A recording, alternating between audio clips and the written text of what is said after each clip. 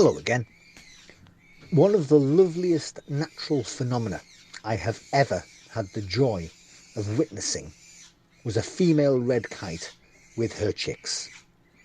This took place in the wild, and it was back when the red kite was an extremely rare species in the UK. The female had a nest in a sessile oak wood in the remote uplands of West Wales.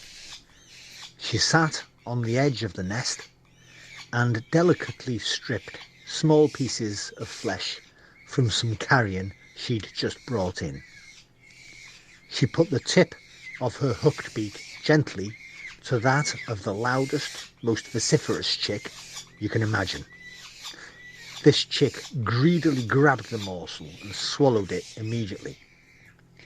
The adult kite repeated the process with the other two chicks until the entire brood was satiated. It was one of the most joyous moments of my life. People who work with animals experience lots of such moments of joy. This is perhaps why they do it, for the love of it and not the money. My next guest is one such person. He breeds falcons in Japan. He teaches English as a foreign language. On the sidelines, his goal is to fly and hunt with falcons he has bred himself. He breeds Barbary falcons, also known as red-naped falcons or shaheens. These falcons are distributed throughout North Africa and the Middle East. They are classified by the Red Data Book as of least conservation concern, which is a good thing. He also breeds APLOMADO falcons, which are found in the Americas with a stronghold in South America. As with the Barbary, the Red Data Book categorises the APLOMADO as being of least conservation concern.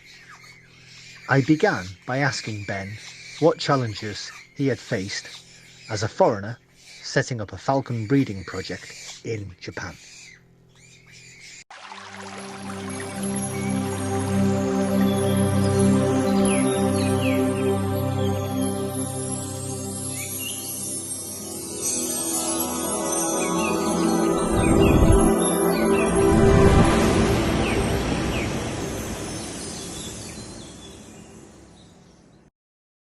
The biggest challenge is obviously the language and the bureaucracy. It was quite a steep learning curve to, for example, import my parent stock. I started off phoning around and finding out that I didn't actually need any particular license to start the process. Probably in many countries you have the same problem, but a lot of departments aren't actually connected. So I managed to get my import license. The exporter got the export license, got everything through, went through customs. I mean, I actually got my, for example, my barbaries back home. But what I didn't realize, I'd asked one department, is that everything I need to do? And they said, yeah, you're all clear now. But there was a separate registration process, which I wasn't aware of. Luckily, I found out. Another problem is actually to sell animals in Japan. You have to get a small dealer's license. I had to take the exam for that, for a 6-month study course and pass the test. I've never actually officially studied Japanese. I've kind of absorbed it. I've been here 20 years, so I've got no excuses really. The funny thing about applying for the license was I got all the literature and I opened it up and I thought, oh, bloody hell, I can't read any of these kanji. Oh my God, you know. And my wife was there going, you can't even read the basic kanji. You're never going to do this. The biggest barrier is the language. And another is obviously cultural differences. Kind of common sense in the UK where I'm from and common sense in Japan is a completely different thing. Common sense in Japan tends to be what everybody does rather than actually what you think. So there's always unwritten protocols, which I'm born to break, unfortunately. Just finding out what people want. If you breed falcons in many countries, what your market is generally parent reared, and a lot of breeders go to a lot of trouble to kind of make sure that they double clutch, but both clutches are in effect parent reared. Here, I was surprised to find almost everybody wants an imprint. And you think Japan's a small country, they've got small spaces. How on earth do they deal with screaming imprints? It's not so much the traditional falconers, of which there are very few. It's the next generation.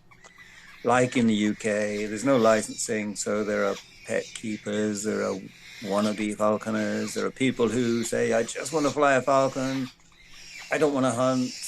You know, you get all of that. It's nothing like America where, you know, falconry is hunting. You kind of have to readjust your thinking and your advice to people for their purposes. People want an imprint because they think it'll be a shortcut. They think it'll be tame. But you have to kind of explain the complexities of imprint. It's not as simple as having an imprint and everything will be fine. Whereas the traditional falconers will go for a parent reared. I did pretty much a similar thing to you. I went to live in Brazil for 16 years. And I was an English teacher. The idea was that I would have an English school, which I did. Yeah. And I would use the profits from that to channel them into my own bird of prey breeding project. I'm very, very keen to hear your side of the experience.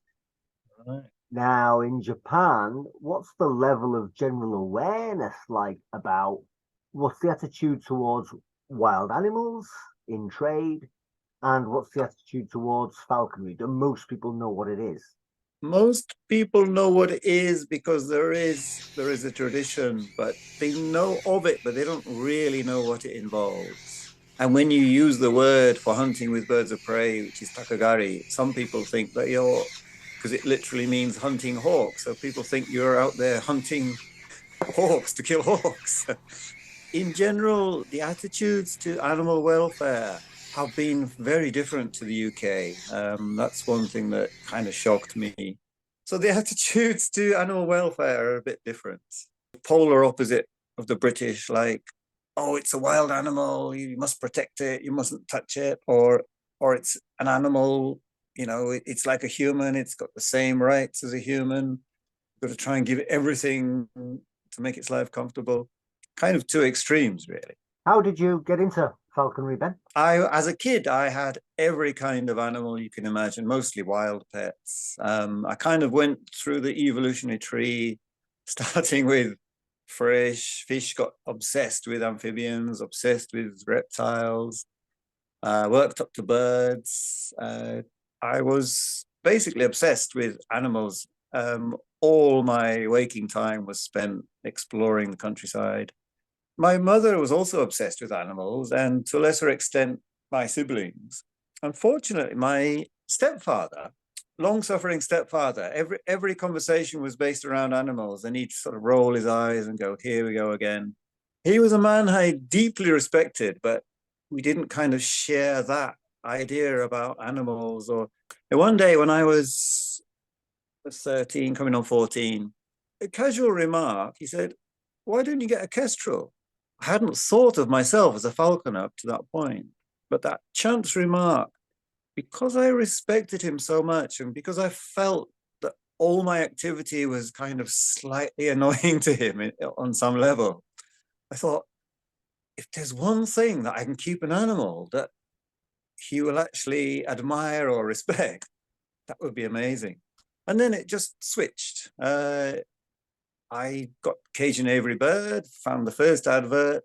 I saved up my money, so I was actually 14 when I could afford it. I think it was 40 quid, the first one. Bought a kestrel. Didn't know what the hell I was doing. I had the only books available were hundreds of years old. In fact, I only had one book at the time, and that was a terrible book by Blohm called Falconry and Hawking. I think falconry is spelled Faulc, so really old English. You can't tell if the S's or the F's, and it was just full of lots of nonsense. The one chapter, which is worth its weight in gold, was a chapter on raising and flying a hobby, but most of it was absolutely useless for a beginner. And a falconer in the modern age, if you like. I honestly didn't really know what I was doing, but this thing arrived on the train in a box. I took it home to my bedroom and managed to get it dressed up. It was just that magical, intense moment of opening the box and seeing this fiery little vivid eyes, vivid feet, incredible spirit. And I was just besotted. I was just obsessed from the moment I saw it. And managed to man it. Tried waking with a candle, if you like. That's what it said in the old book. Got it to the point of free flying. I flew it all through the summer, autumn, and then midwinter. Unfortunately, I got into this rhythm of coming back from school. At first, it was like twilight. I'd get the kestrel out and go and fly it, put it away. And then as the days got darker and darker, before I really noticed, I was actually taking it out in the night. And one night, it just went and sat in a tree. Next morning, I found that it had been eaten by a tawny owl. So that was the end of my first kestrel. And very luckily, in Cajun Aviary Birds, there was an advert. It was possibly the first course that Nick Fox did, first or second year. Amazing piece of luck to connect with one of the best people on the planet to learn from. He just lived down the road from me. I didn't know anything about him. Of course, in those days, there's no internet. You just didn't have information, really. So I went on just a 1-week course with Nick Fox, and he put me right on all kinds of things, including modern laws, if you like. He was kind enough after that week. He lent me a common buzzard, which is actually a wild buzzard that had been taken into care and he'd kind of rescued. So he lent me that for a whole year, which was also an amazing gesture. That's how I got experience flying a kestrel, flying a buzzard. Didn't take anything with the kestrel, took like fledgling wood pigeons, trained the buzzard to actually chase rooks. It got amazingly sharp, but of course, obviously not many kills. And bad timing, there were actually 0 rabbits around when I had the buzzard, probably due to myxomatosis at the time. So that was my second bird. And then also I bought a great German wirehead pointer from Nick. So we had great fun, me and the pointer and the buzzard. Excellent dog. I think that's possibly the best dog I'll ever come across in my life.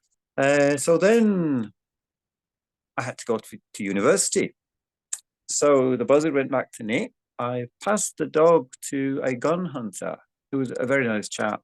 But sadly, the dog, as far as I was concerned, the next time I saw the dog, it was completely ruined. It was like a different dog. When I had it, it was so sensitive. You didn't have to really tell it anything. It knew what you were thinking, it knew what to do, it knew what you wanted. Running with these other gun dogs and gun hunting, it just completely changed. It lost that sensitivity. It was obviously happy. It was obviously happy, and he was happy. But that was kind of a bit of a shock to see such an excellent dog change. Obviously good for gun hunting purposes. So then, confession time. I did, I think, 1 term or 2 terms in university. And I saw an advert for working as a falconer. The sad thing about university was having no internet, no access to information, wanting to go into zoology, but having a sadistic chemistry teacher. I'd actually dropped chemistry at A-level. And nobody had told me, look, you are animal mad, you're obviously a zoologist, you're going to need chemistry in the future. Nobody gave me any careers advice. Basically, the careers advice I got was, oh, you should join the army, that'll sort you out. When it got to going to university, I couldn't go on a biology course, I couldn't do a zoology course because I didn't have A-level chemistry. And that's the moment I found out. So I went into engineering. It was just deathly boring, measuring the same bit of metal that other students had measured year after year, measured it year after year. Compared to that, this advert shining out of the Cajun Aviary, work as a professional falconer. So I just couldn't help myself. I contacted the guy who had a company called Long Wings Limited, and it was basically bird scaring or abatement. on rubbish dumps and on American air bases. So that was my excuse to drop out of university, do what I loved, and flew Falcons on the site, and one crazy 26-year-old imprinted buzzard, which actually took down a greater blackback gull. When I was 18, I'd read about this mysterious creature, the Harris hawk. I can see one right behind you there. I'd read it in, I think, Emma Ford's book, how versatile and amazing and how easy to get hunting. And this bird just seemed to tick all the boxes.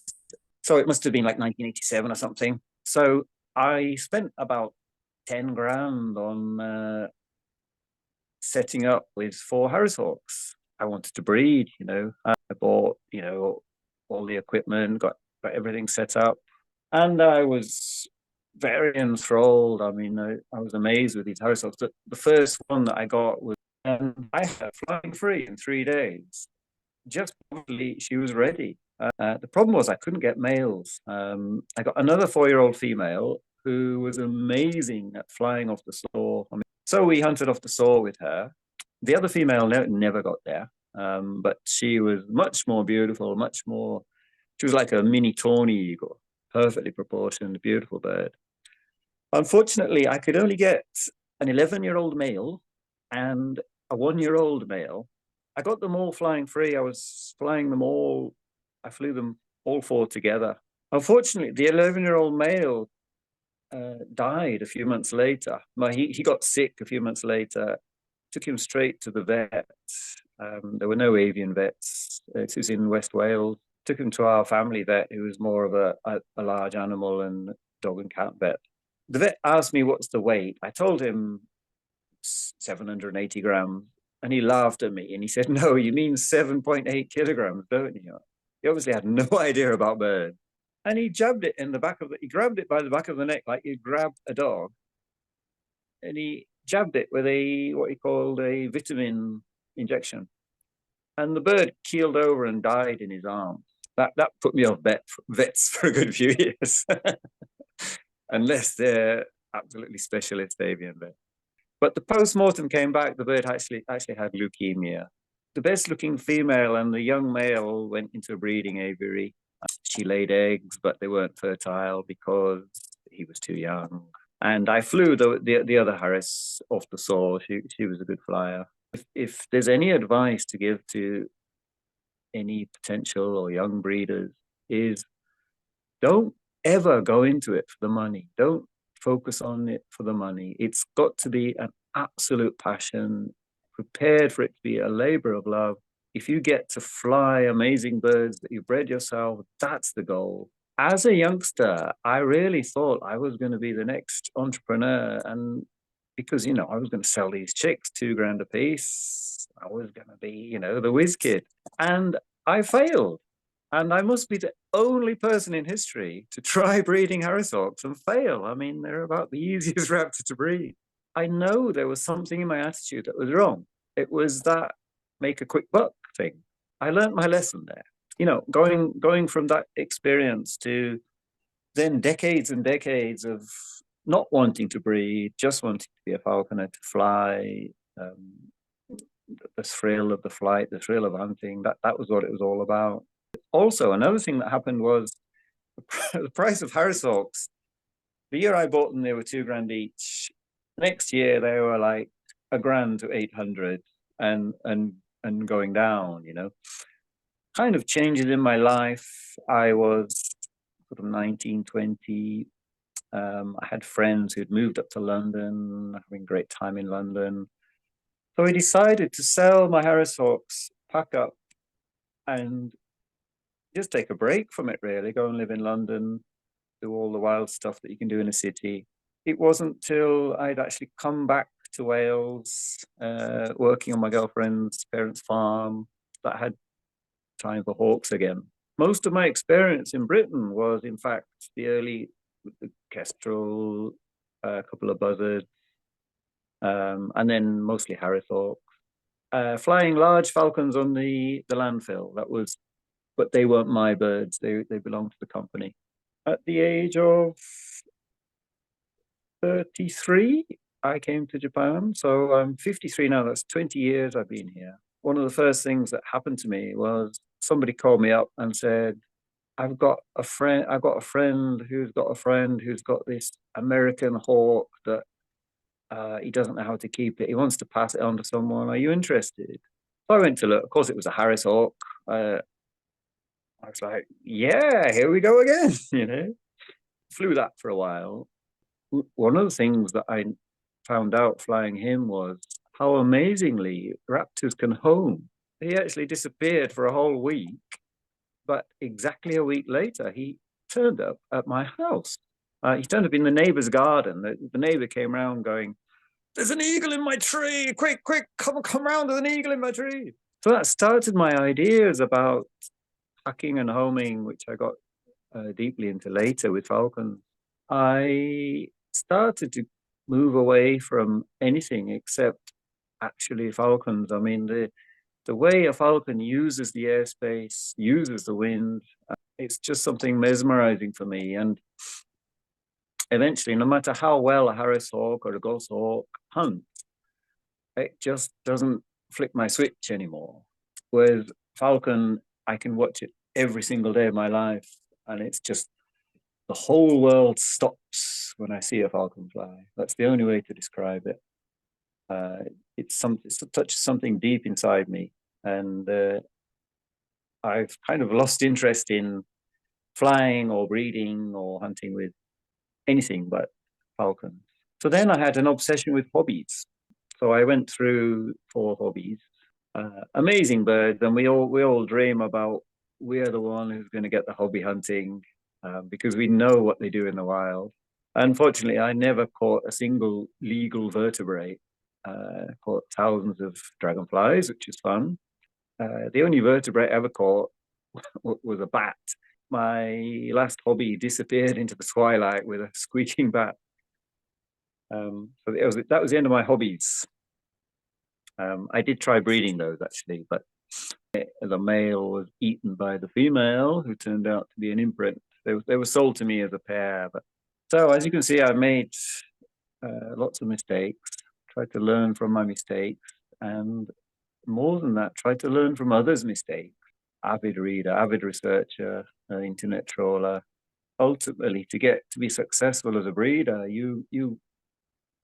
call it you ride on the backs of all those people who've tried and failed and experimented and got there.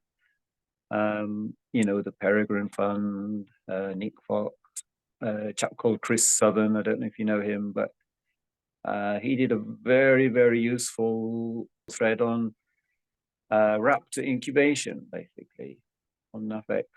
And that really opened my eyes and realized that all this thinking about being overprotective and trying to keep a steady temperature and locking it down in after the pip, and all our ideas that have come through as incubators have evolved. You know, we've got fan-assisted incubators.